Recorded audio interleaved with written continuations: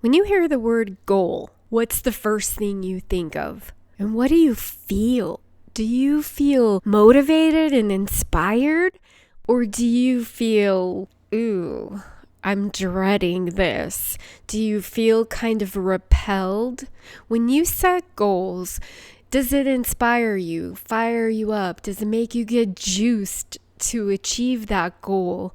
Or does it make you feel like there's too much pressure? Like it is something that you want to avoid? It's going to be hard, or you're going to fail.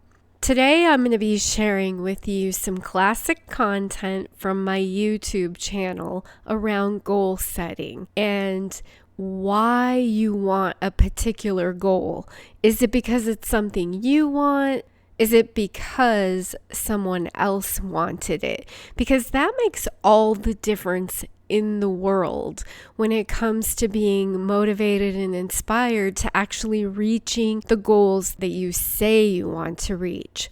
I'm going to share with you some of the content that I shared on my YouTube channel in the past, and we're going to dive into this. When it comes to losing weight and being healthy and creating healthy habits, the first step that people usually take is to start setting some specific goals. And the way you go about that is going to make all the difference in the world if you are going to actually achieve those goals or not. And I know I've had clients in the past who don't even like the word goal. So you can call it whatever makes you feel good, whatever makes you feel motivated. Maybe you have had things in the past that happened that give the word goals like a bad taste in your mouth, right? You have this reaction. So you can address that reaction in one way, or you can simply, for now at least, use a different word. Target, objective, something that you prefer. The word doesn't matter. You just want to get there. But that's what we're going to talk about today. And we're mostly going to be referring to them as goals. So don't let that get in your head. You can change that word out with whatever makes you feel comfortable. All right, so let's hop to it. Welcome to the Women Rockin' Midlife podcast, Soulful Wellness to Elevate Your Second Act. This is the podcast dedicated to empowering midlife women to thrive and rock their way through this transformative phase of life. I'm your hostess, Jen Kunkel. Join me as we explore this midlife era together, and I guide you on a soulful journey of holistic wellness and self-discovery, ultimately leading you to your best, most energetic, most fulfilling life. Hey, if you're setting goals the way most people do, you are probably going to wind up disappointed. Wait, what? Isn't setting goals good? Yes, it's great, as long as they're the right goals for you. And most people aren't actually setting goals by tapping into who they are first. They're setting goals based on societal expectations or parents' expectations, and we're going to talk about turning that around and how you can actually set goals that you are motivated to achieve so you can succeed. And we're going to talk about what success actually looks like and what it really means. So for today's topic, we are talking about setting goals in a way that actually is aligned with your heart. When I was in my 20s, coming into adulthood, I had this idea of what success was supposed to look like. I thought you go through and check off all the boxes, right? You get a good education, maybe a college degree, you get a good job, you get married, you buy a house, you have 2.3 kids, you take a week-long vacation every year, maybe 2 weeks if you're lucky. And that's what I thought success was supposed to look like. So that's what I was working towards when I was coming into adulthood. And actually, I never thought I would go to college, but somehow I just kind of ended up doing it. So I didn't know what I wanted to do. I didn't know what I was passionate about. I was always envious of those kids who knew exactly what they wanted to do and they had this plan mapped out for their whole life. And I was like, how do you know this already? Like, I don't get it. I had no clue. I was taking college classes because the job I had at the time was paying for them. So I was like, of course I'm going to take advantage of that. Why wouldn't I? That'd be silly not to. And I wasn't really sure what I was going to major in. At one point I wanted psychology. But I took a chemistry class. It was actually a high school level chemistry class that I needed to take as a prerequisite. And I was like, wow, this is cool. Because I thought in high school, I did good, but I was kind of lazy. So I slacked off and just did the minimal required, and I didn't really think I was going to go to college, so I didn't worry about taking certain classes or whatever. So I took this high school level chemistry class, and I really, really liked it, and which was weird because in high school, I remember a friend saying that it was in like AP chemistry. I was like, why would you do that to yourself? I don't get it. That just gives you kind of a idea of where I was coming from. But I took this chemistry class, and I was like, wow, this is actually really, really interesting. I love this. It's fascinating. I love how all this works. I really enjoyed it, and I was kind of hooked, and I was like, wow, I think I want to do something that involves chemistry. So I did some research on jobs that you could get as a chemistry major, and I discovered that, back then there was no internet. I had to go to the actual library and do the research for that. So I found some books that talked about jobs and their starting salaries and the ranges and all that stuff. And I have no idea what it was now, but I found it somehow. Yeah, I discovered that chemists didn't make all that much money to start with, but chemical engineers actually did. And even though I had no idea what that was, I was like, okay, I need to look into this further. So fast forward, it was a much bigger starting salary for a chemical engineer, and I really didn't know what that entailed exactly. But I ended up getting a degree in that, and I did realize that you could go into medicine, be a doctor, pharmaceuticals, manufacturing, pharmaceuticals, that sort of thing, biotechnology. So I liked the biology stuff as well, so I decided to concentrate in that. So ended up getting a degree in chemical engineering with a concentration in biomedical technology, which sounds really fancy. I actually ended up not getting a job in biotechnology. I ended up working for a semiconductor company making computer chips because where I lived at the time, I was married, and by the time I finished school, he did not want to move away because he had built up his business locally, and he didn't want to move away. So the options were work for the semiconductor company or work for the government, and I just didn't want to work for the government. So I went to work for the semiconductor manufacturer, and I actually knew in my junior year that I wasn't really stoked about the chemical engineering after all. It wasn't really as exciting as I expected it to be. It was actually really, really hard, and I had to work very hard to get the degree, and that was unusual for me because school was usually very easy for me.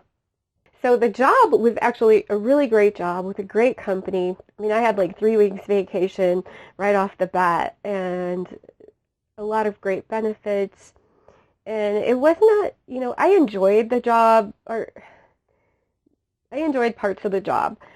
I just didn't feel passionate about it, and I wasn't excited to go to work every day. I wasn't excited to work on the projects that I was working on. It was kind of like, okay, it was comfortable. It was okay. The marriage also not all it was cracked up to be.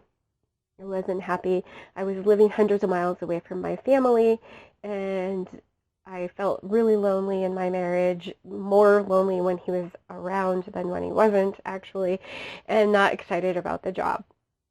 So I decided to turn my whole entire life upside down and start over from scratch. I left the job, I left the husband, and I left where I was living and moved back to Las Vegas near my family, or, some of my family. And I would never look back. And if you know who I was back then, you would know that that was practically insane for me to do. I was a very, responsible, and even though I was a little lazy in school and I did the easiest possible, I was still responsible. I did the right things. I followed the rules. I was a good girl. I was the good little girl who did all the right things.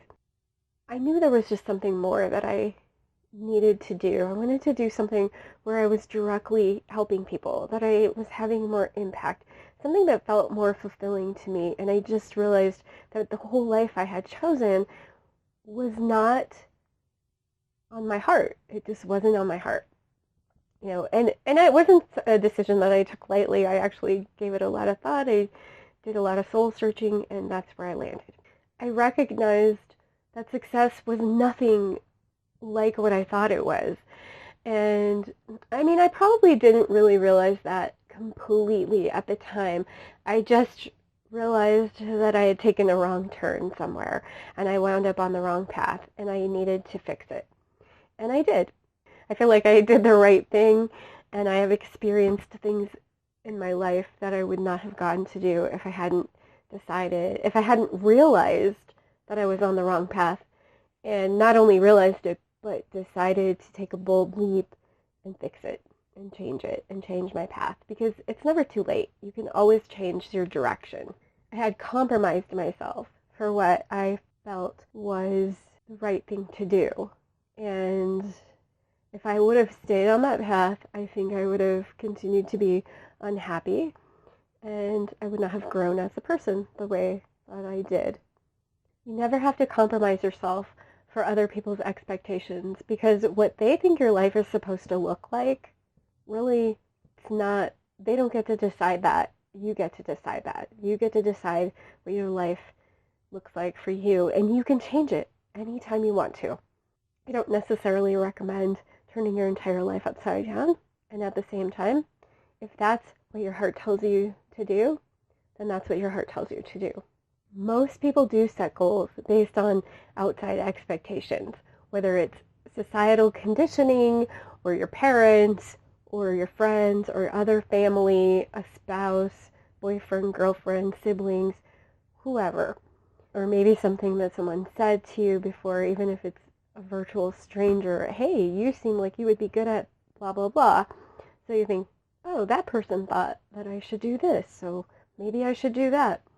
The only person who really knows what's on your heart is you, and you might not know that, and it changes over time too. It's great to have skills to be able to tap into who you are in any given moment, and to recognize what's going on with you. Like, how are you feeling about the choices that you've made? You're not stuck in a decision that you make. You can always renegotiate with yourself in your life.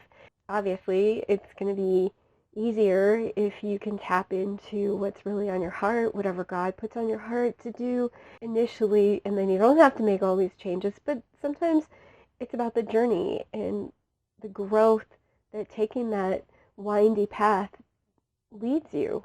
It's okay if your path is meandering, because most people's are. Most people aren't like those kids that I was envious of when they were younger, that just always seemed to know what they wanted to do. And most kids weren't like that. And who knows if they really were happy with the choices, or if they ended up in those careers that they thought they wanted. Maybe that was something their parents were putting on them. I know that we all have choices. We can let go of the societal conditioning that's telling us what success is supposed to look like. Because your success and what makes you happy is what's in your heart. There's no perfect finish line to life, and this is what it's supposed to look like, or else you didn't make it. It's constant journey, and it's going to be variable, and it's going to change all the time. So go easy on yourself if your life doesn't look like what you think it's supposed to look like, based on other people's worldview. Look at your own worldview and decide what works for you. I have a few specific tips for you on actually how to go about doing that. The first thing is to recognize that there is no perfect finish line. Your successful life doesn't have to look like what other people think it has to look like. You got to let go of other people's expectations of you and what they think is best or good or right or whatever. Focus on what you know for yourself. That's kind of the next step actually. But the first thing is just let go of everyone else's expectations. Recognize there is no perfect finish line. Your finish line looks different than my finish line, and it looks different than other people's finish line. And maybe your finish line looks different at different times, and it's really about the journey on the path. So let go of those expectations, the pressure that you're putting on yourself, the pressure that other people feel like they're putting on you, and the pressure of what society thinks things are supposed to look like. Even if other people think it's weird, whatever you want to do, or different, or crazy, or whatever, let go of their expectations. It doesn't matter. Those people are not living your life. You are. So whose expectations matter are just your own and what's on your heart. And one way that you can let go of other people's expectations and really boldly be you is to boost your self-worth. As you increase your self-worth, you increase your confidence, and you just don't care what other people think. You get that it doesn't matter because they're not living your life. Like, why would you let someone who is not living your life make those decisions for you? You are the one who has to live with the consequences of your decisions. So you need to make those choices 100% from your own heart and not from what other people want, because they're not the ones living in those choices. You are. So boost your self-worth, and you boost your self-confidence, and you can be just you, okay? Fully you. Next tip is you have to tap in to who you really are at your core, who you want to be, who you want to become. I know that when I was younger, people would be like, oh, just be yourself, because I was so awkward and shy. I was really awkward, like embarrassingly awkward and shy, and just sometimes I just wanted to be invisible and disappear.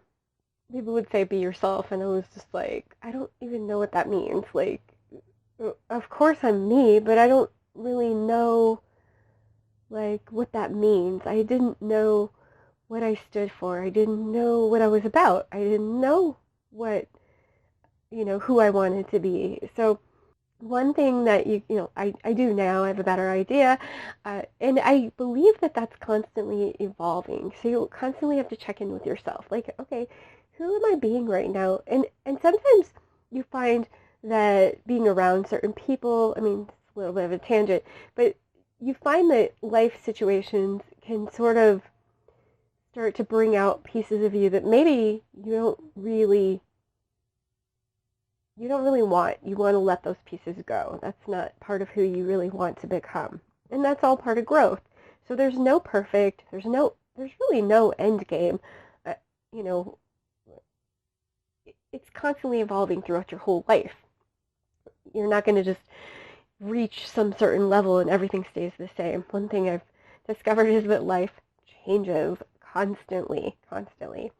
And some people don't do well with change. I've always kind of liked change, maybe not always, but I have learned to like change and embrace it and be happy with it. So tap into who you are. Just get quiet. I love to meditate because it helps me tap into who I am, on a deeper soul level. So you can just get really quiet, let all of the thoughts of the world and of your day go. Let them go out of your head and just get super quiet, and tap into what's inside. Try different meditation techniques and see what works for you. You can, even if you just do something like gardening or something that is physical, even if you're just cleaning the house or something like that, you can let everything go and just get real meditative and tap into your own mind. So there's a lot of other techniques that I use in my programs, and we can do those together if you continue to join me. So for now, something simple that you can do is to get quiet, get meditative. You can say a little prayer, ask God to guide you, and then listen. Listen to what comes to you. Really pay attention. After you've listened to this guidance, you can set goals accordingly. Questions to contemplate. Remember to download the accompanying worksheet. The link will be in the show notes, and you can also access that on the webpage at wildsavvy.com/podcast. All right. So first of all, let's call these intentions. If you're not comfortable with the word goal, it's a target. It's an intention. You have power in setting intention. Now let's use the acronym you may have heard of before, SMART, S-M-A-R-T. However, we're going to tweak that acronym today. So you want to have a goal that stretches you, or an intention that stretches you, something that is a challenge, yet also kind of realistic, okay? And then that's what the S is for. Then the M is for, it's something that really matters to you. It's not someone else's goal. It's not someone else's dream for you. It's not what someone else wants for you.